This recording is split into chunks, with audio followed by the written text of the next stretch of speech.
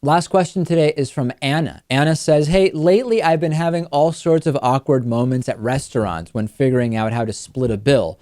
Do you split evenly? Do you have each person pay exactly what they ordered? Does someone usually cover the whole bill? What is most fair? Oh boy, I mean this is a serious can of worms, Lewis, that has been opened up. Lately, I have been very annoyed when I go out with a group of more than four total people when it comes time to pay, because for the most part, I'm not in situations where one person just says I'm paying, right? Sometimes when you're with kind of like the next generation up, whether it's parents or uncles or older relatives or friends or whatever, or there's someone who is very, very significantly financially well off where they just really want to treat and everybody else doesn't feel like it's an undue financial burden for them. Those situations aside, there is some kind of splitting of the check. I've been involved in situations where someone will say, hey, what if we just split it evenly? I don't actually have a problem splitting it evenly, except for the fact that many times there's someone where there's a couple, they've each ordered three $12 cocktails, and then you have another guy who has had an appetizer, and it really just seems unfair to be splitting. And while, hey, you could say we're all friends here, it'll all even out in the end. In New York, it can actually get pretty expensive. So there's actually really good reasons not to do that. At the same time, the let's figure out exactly what each person ordered can get quite annoying and complicated. And I also don't know, at least here in New York, that wait staff are particularly thrilled when they look at the back of a receipt and they see a whole list of what should be put on each person's credit card. So I don't really have a firm position on this. Some places, when I went down to Austin to visit Lewis, in fact, they are proactive about separate checks. It's almost like they would prefer just to get the check separated at the beginning and not deal with it. And it was super easy. They would say, okay, this couple is on one check, and then these three people will kind of split one check. That was actually really convenient. But again, it's not conducive to every kind of dining situation. So I don't know. I certainly have mixed feelings about it.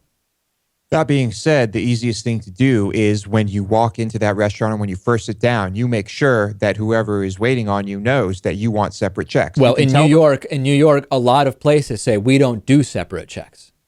Okay, well, that complicates things. Yes. So when this happens with me and my friends, everyone just tries to figure out roughly what they owe. It's usually a pain because some people will have cash or none of them will have cash, but usually, if some people have cash, they will give cash to the person who only has a card, and the one or two people with cards will end up actually paying the check with them.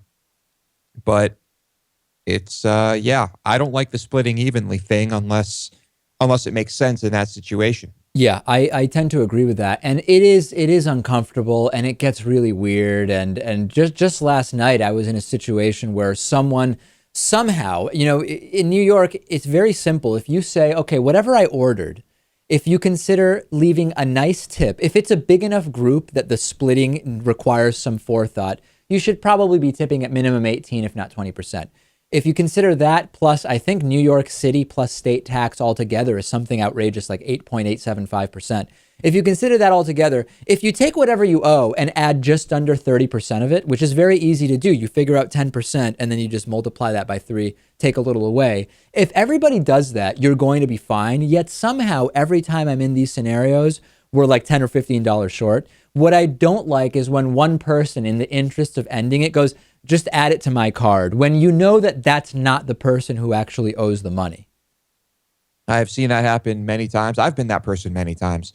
But it's just, that's just how it goes. Try to get separate checks wherever you go. And if they don't do it, well, so you're rolling the dice.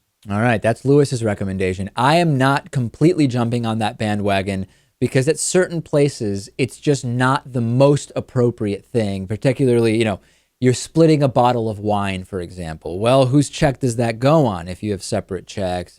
There's these kind of complications, but I do understand the simplicity of it in many ways. Send me your thoughts on that. What do you prefer to do? Keep the questions coming. We will answer 3 more questions next week.